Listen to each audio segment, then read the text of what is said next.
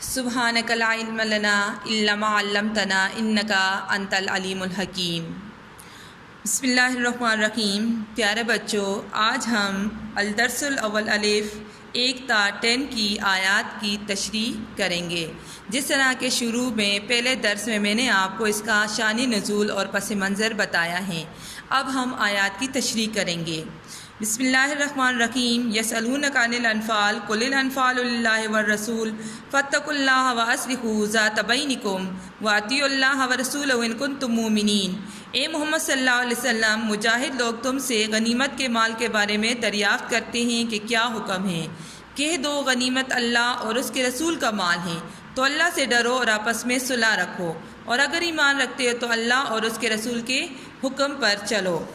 جیسے کہ پہلی آیت میں یسألونک عن الانفال، یعنی محمد صلی اللہ علیہ وسلم سے مال غنیمت کے بارے میں دریافت کرتے تھے مسلمان۔ اب میں آپ کو مال غنیمت کی تعریف بتاؤں گی۔ مال غنیمت کی تعریف وہ یہ ہے کہ مجاہدین جنگ کے بعد کفار کا جو مال قبضہ کر لیتے ہیں اسے مال غنیمت کہتے ہیں۔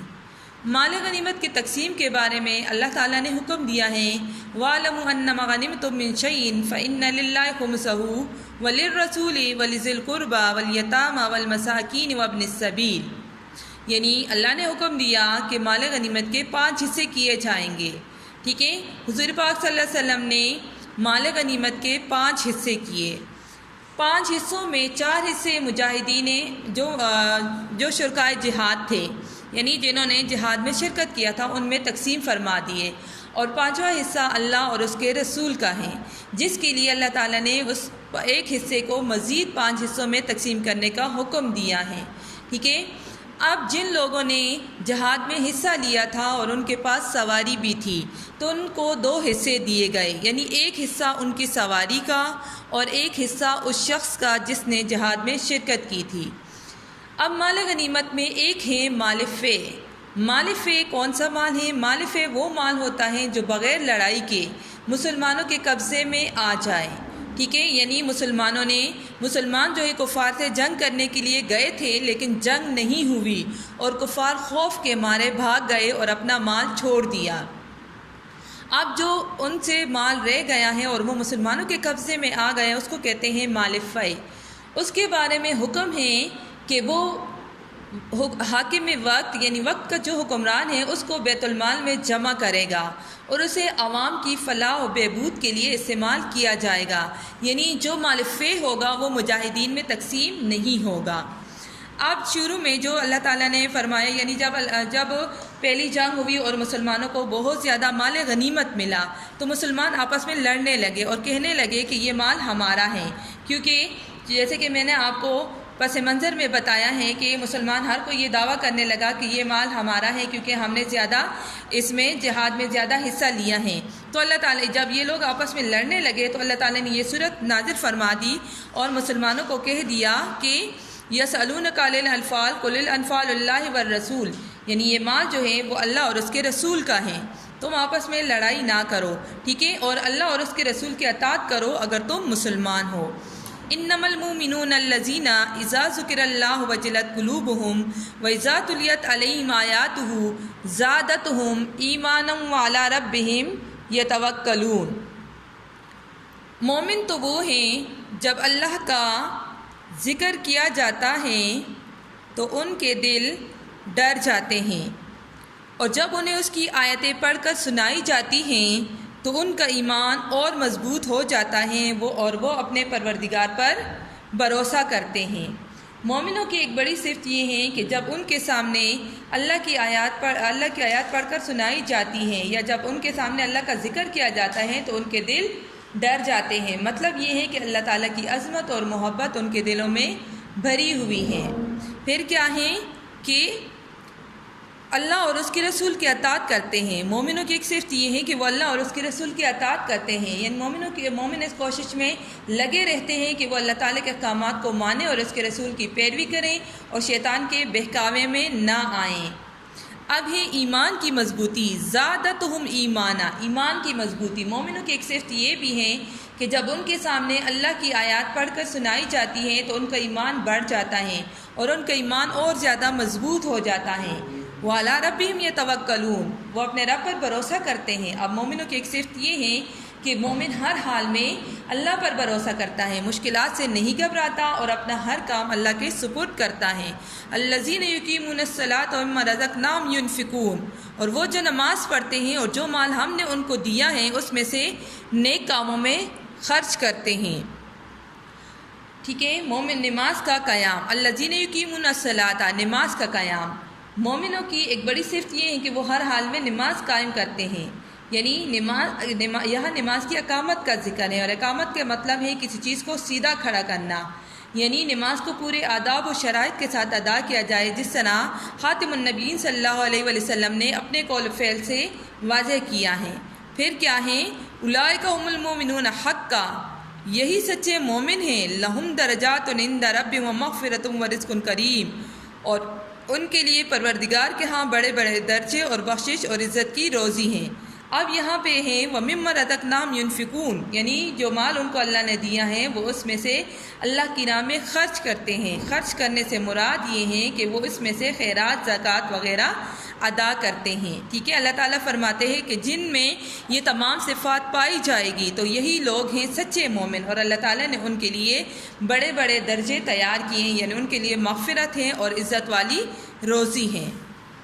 کما اخرجک ربک من بیتک بالحق وان فریقا من المؤمنین لکارہون، ان لوگوں کو اپنے گھروں سے اسی طرح نکلنا چاہیے تھا جس طرح تمہارے پروردگار نے تم کو تدبیر کے ساتھ اپنے گھر سے نکالا، اور اس وقت مومنوں کی ایک جماعت ناخوش تھی۔ یعنی جب اللہ تعالیٰ نے مومنوں کو جہاد کے لیے حکم دیا تو اس وقت کچھ لوگ جو تھے ان کو یہ بات ناگوار گزری، کیونکہ ایک تو مسلمانوں کی تعداد کم تھی اور دوسرا ان کے پاس اسلحہ وغیرہ بھی کم تھا۔ یجادلونک فی الحق بعد ما تبین کأنما یساقون الی الموت وہم ینظرون، وہ لوگ حق بات میں اس کے ظاہر ہوئے پیچھے تم سے جھگڑنے لگے، گویا موت کی طرف دھکیلے جاتے ہیں اور اسے دیکھ رہے ہیں۔